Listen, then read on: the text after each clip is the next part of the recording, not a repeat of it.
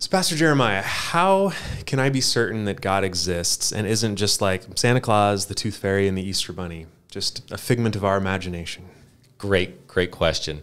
So God gives us evidence that he exists. There's not absolute proof. Like you can't reach out and touch God like you can touch this table and feel him present and like see him that way. But he does give us different types of evidence that he exists. And one of those is in the Bible. You can read about other individuals' personal experiences with God, how he communicated with them. You can kind of check it out. Like God said something's going to happen in the future, and he tells you that in the Bible. Did it happen the way he said it would happen to that individual? That's one of the most logical ways to test for yourself and see that God is real. For me, it also goes beyond that, though. There's the logical, evidence-based proofs, if you will, that God exists. Those are found in the prophecies that God gives in the Word. There's also the relational aspect, and that comes more in the realm of faith. You can build a personal relationship with God where over time you learn to hear his voice. You learn to hear him speaking to you in the midst of a trial you're going through, a difficult situation.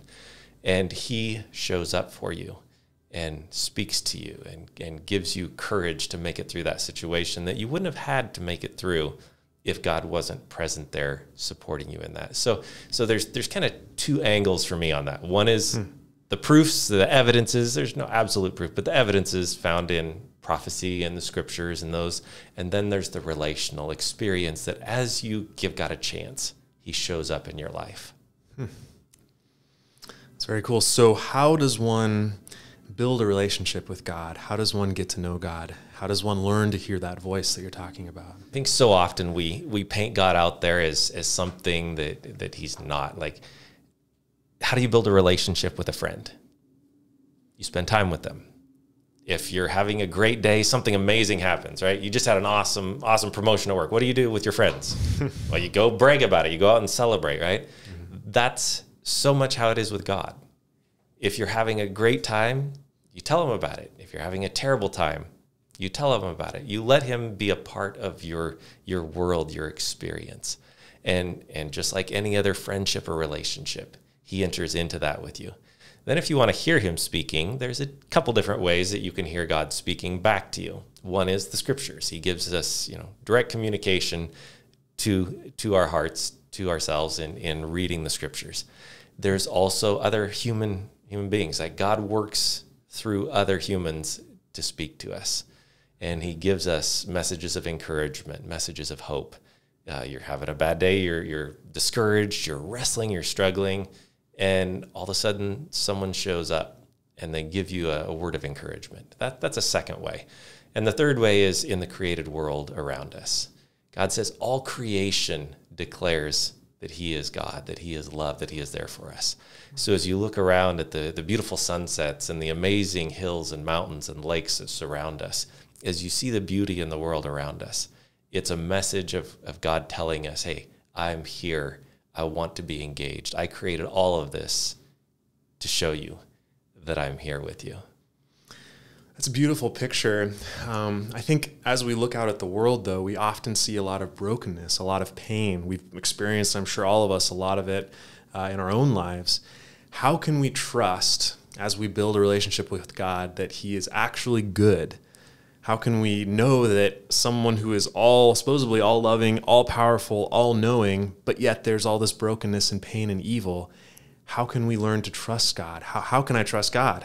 Yeah, that's a great question. I think for me, it's easiest to explain by thinking about when I was a kid. When I was a kid, I hated when my parents told me what to do, right?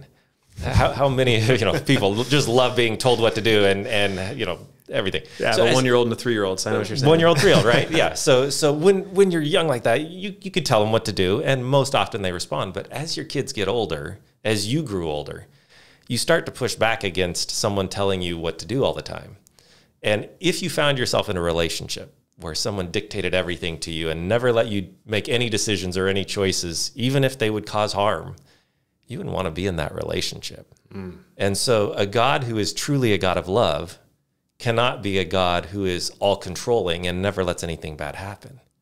A God who is truly loving is going to give you and me and those around us the opportunity to make decisions, even if those decisions cause pain and suffering and aren't what he would desire for us. So there's no love without freedom, is what you're saying. There is no love without freedom. And with freedom comes the possibility for bad things to happen. So we see these bad things happening. Is this the permanent state? Is this going to continue forever? Are we doomed to live in a world with death, pain, and suffering and all these other things, wars across the ocean, all this stuff going on? Is it going to continue like this forever, or do we have any clues about how this is going to come to a conclusion? God has promised that this won't go on forever. There will come a point where each one of us has seen for ourselves that God is love, and we trust him enough to make a decision to put an end to all sin and suffering. And he's promised that one day when that moment comes, when that trust is built, that he will take away the evil and the bad and the pain that we see around us, and that everything will be as he originally intended it. There won't be wars and persecutions. There won't be human trafficking and all the other terrible things we see going on around us. All will be perfect and whole as God intended it to be. It's pretty incredible. So as we think about that transformation and living perhaps post that transformation, when God recreates the heaven and the earth in the way that he originally intended it, how do we know that we'll be able to live in that perfect environment and not just start the whole thing over again? Have that rebellion, have that lust in our heart or whatever that just kind of breaks it all again. I think that's the beauty of God giving us the freedom of choice and not just making things the way he wanted it. He actually gives us the opportunity to walk through it for ourselves. Like after you've been sick, you got the flu and it's an awful experience, right? You're down and out for 3, 4, 5 days. Would you choose to go back in and have the flu? Probably not, even to get out of work, right? Yeah. You're not going to choose to jump back into that. Mm-hmm. And so part of, while we don't enjoy the pain and the suffering we live in, we see the reality of what sin brings. And so none of us would choose to go back into that again after we truly experience and see what God has to offer us. So what additional resources are available if someone wants to go deeper or study these further? What kinds of resources are available for folks? First of all, I'd encourage you, jump into the Word.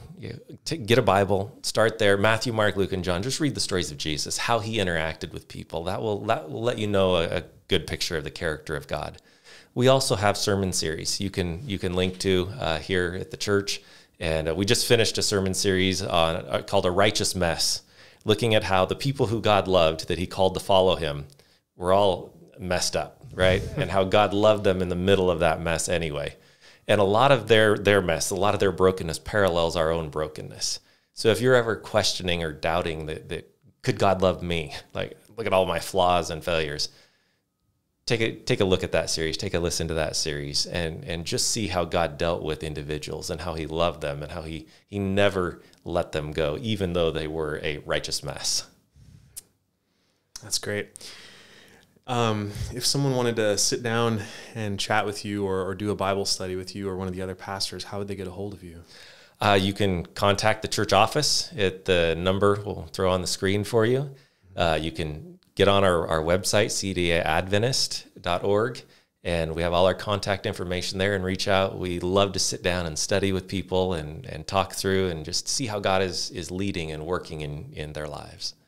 Well, thanks for your time, Pastor Jeremiah. I appreciate it. Yeah, thank you.